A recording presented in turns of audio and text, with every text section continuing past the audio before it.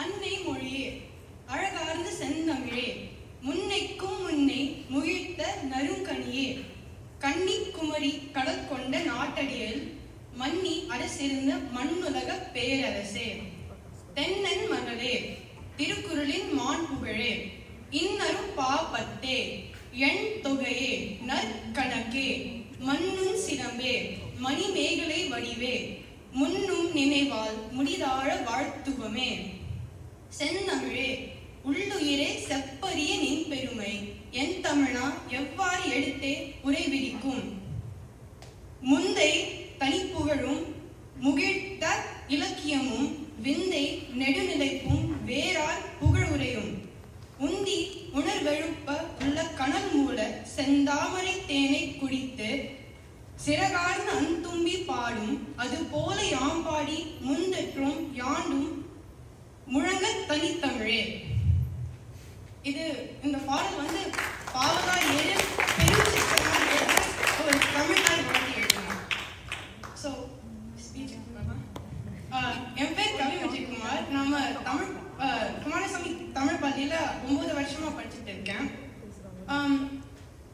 இங்க 9 வருஷத்துல நான் நிறைய பண்ணியிருக்கேன், கிளாஸ் பண்ணியிருக்கேன், டெஸ்ட் எழுதியிருக்கேன், வீட்டு பாடம் பண்ணியிருக்கேன். ஆனால் அது இல்லாமல் நான் வந்து என்னோட பர்சனல் லைஃப்ல வந்து நிறைய பண்ணியிருக்கேன். அதுல 3 வந்து நான் உங்ககிட்ட சொல்ல போறேன். இதெல்லாம் ஒரு கிஃப்ட், ஒரு பரிசு மாதிரி.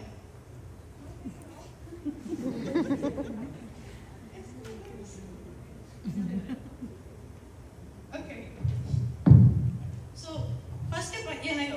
என்னோட ஃபர்ஸ்ட் பரிசு வந்து என்னோட நல்ல நண்பர்கள். நான் 9 வருஷமா ஒவ்வொரு வாரமா வந்து நான் சில பேர் திரும்பி திரும்பி பார்த்துருக்கேன்.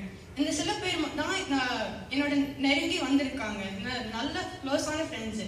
அவங்க தான் சில நேரம் நான் கிளாஸ்க்கு வருவேன்னு. நம்ம வந்து ஆனுவல் டேக்கு ப்ரிப்பேர் பண்ணுறது, வீட்டு பாடம் டிஸ்கஸ் பண்ணுறது, நான் டெஸ்ட்டுக்கு 5 நிமிஷத்துக்கு முன்னாடி தக்ஷனா கேள்வி கேட்கறதுலாம் எனக்கு ரொம்ப பிடிச்ச விஷயம். அதெல்லாம் நான் வாழ்க்கை பூரா எக்ஸ்பீரியன்ஸ் பண்ணணும்னு ஆசை இருக்கு. இதுதான் என்னோட ஃபர்ஸ்ட் கிஃப்ட். 2வது பரிசு வந்து வாழ்க்கையை நன்றாகவும் வெற்றிகரமாகவும் வாழ்வது எப்படின்னு சொல்லிக்கு தந்திருக்கு. நான் முன்னெல்லாம் பள்ளிக்கு வரும்போது எங்க அம்மா பின்னாடியே சுத்திட்டு இருப்பேன். நான் தெரிஞ்ச 2 பேர் மட்டும் கிட்ட தான் பேசுவேன். ஆனா இப்போ எனக்கு நிறைய பேர் தெரியும், எல்லாமே எங்க தெரியும். ஆனா முன்னாடி கிளாஸ்க்கு முன்னாடி பேசிக்க ரொம்ப பயப்படுவேன், ரொம்ப அமைதியா இருப்பேன். ஆனா இப்ப பாத்தீங்கன்னா நான் கத்திட்டே இருப்பேன், பேசிட்டே இருப்பேன். சலவாசம் ரொம்ப டென்ஷன் ஆகுவாரு, ஆனா பரவாயில்ல. நான் தக்ஷனா காலத்துலயும் சுப்பு காலத்துலயும் எப்பவுமே எந்த பாட்டு தெரிஞ்சவனும் கத்திட்டே இருப்பேன். அதுவும் ஸோ அது வந்து நான் என்னோட சோஷியல் லைஃப் வந்து ரொம்ப உதவி பண்ணியிருக்கேன். அதுவும் ஆனுவல் டேஸ் கிட்ட படிக்கிறது, டெஸ்ட், எப்பவுமே என்ன பண்ணாலும் என்னோட டைம் மேனேஜ்மெண்ட் வந்து ரொம்ப இம்ப்ரூவ் பண்ணியிருக்கேன். இதெல்லாம் என்னோட வாழ்க்கைக்கு ரொம்ப உதவி பண்ணும். அதனால இதுவும் என்னோட 2வது பரிசு. ரொம்ப நன்றி. அதுக்கப்புறம் கடைசி பரிசு எங்க அம்மாவுக்கு.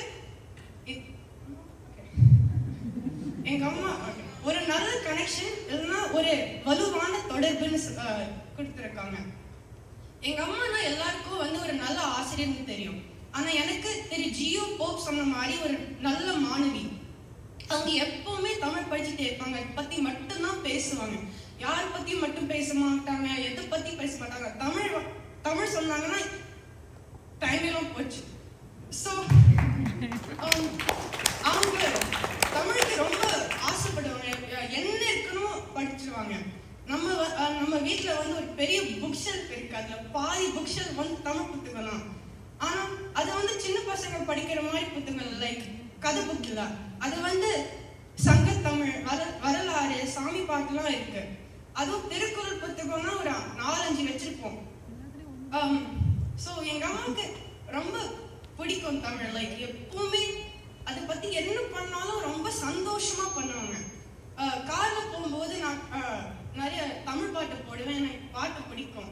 ஸோ நான் பாட்டு கேட்கும் போது அவங்க ஒவ்வொரு வார்த்தைக்கும் ஒரு மீனிங் சொல்லுவாங்க. எனக்கு ரொம்ப கடுப்பா இருக்கும். ஆனா நான் வந்து அப்புறம் சொல்லுங்க, நான் கேட்குறேன் அப்புறம்னு சொல்லுவேன். அவங்க டென்ஷன் ஆடுவான், அதுவும் பரவாயில்ல. ஆனா இதெல்லாம் பார்த்து எங்க அம்மா வந்து மகிழ்ச்சியா வைக்கணும், அவங்க ரொம்ப சந்தோஷமா இருக்கணும்னு எனக்கு ரொம்ப ஆசை வந்துச்சு. அதுவும் இந்தியாவில் குடும்பம்லாம் நான் தமிழ் ஒரு வாட்டி நம்ம வந்து எல்லாரும் சாப்பிட்டு இருந்தோம் வீட்டில். அப்போ வந்து நான் வீட்டிலலாம் தமிழ் பேசவே மாட்டேன். ஆனால் ஒரு வாட்டி தெரியாம அம்மா அந்த ரசத்தை கொடுமான்னு சொன்னேன். அவங்க எல்லாரும் வந்து சிரிச்சுட்டு நீ தமிழ் பேசுறியான்னு சொன்னாங்க. எல்லாரும் ஆச்சரியப்பட்டாங்க. அதுக்கப்புறம் இன்னொரு வாட்டி எங்க அம்மா வந்து ரா எழுத்து வந்து ரொம்ப எனக்கு வரணும்னு ரொம்ப ஆசைப்பட்டாங்க. அது வாட்டி வரும்போது அவங்க செம்ம நல்லா சிரிச்சாங்க, ரொம்ப மகிழ்ச்சியா இருந்தாங்க. எங்க அம்மா வந்து சிரிக்க வச்சு என் குடும்பம் சிரிக்க வச்சு எனக்கு ரொம்ப நல்லா மகிழ்ச்சியா இருந்தது. அதனாலதான் நான் தமிழ் பள்ளிக்கு வரேன். உங்க பிள்ளைங்களும் தமிழ் பள்ளியை கண்டினியூ பண்ணி வைக்கணும். அதுக்கப்புறம் நான் நன்றி தெரிவிக்கிறேன். I have a lot of people. Priyanka ma'am அவங்க இல்லை, அனிதா ஆண்டி அவங்களும் இல்லை, Gayathri aunty, Krithika aunty, Yashoda aunty, Prabhu uncle, Surya aunty, Selva uncle, அம்மா.